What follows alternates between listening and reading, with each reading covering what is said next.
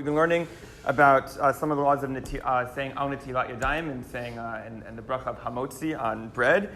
So some of you may have seen before, it's pretty commonplace that before somebody makes hamotzi, they sort of swipe their knife across the challah before they make the bracha. So there's a few different reasons offered for this, but one of them actually has some halachic significance to it. The Pnei Halacha says as follows: Hu'il v'lechem shalem mechubad yoter. It's actually nicer to have a full piece of bread or a full roll. So we don't want to cut into it before we eat.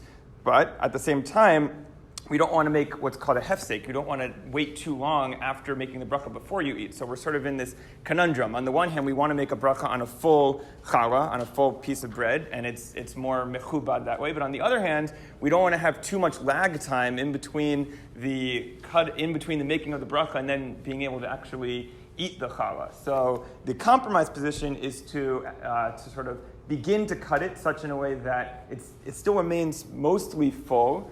In the Pnei Halacha says actually you should cut it in such a way that if you were to hold the challah up by the end part, it wouldn't break. So that's how much you should know in terms of when you put your knife over it. But so that it's cut enough so that right after you make the bracha, it's like you could just jump right back in, so that you don't waste any time between when you make the bracha and when you actually get to eat.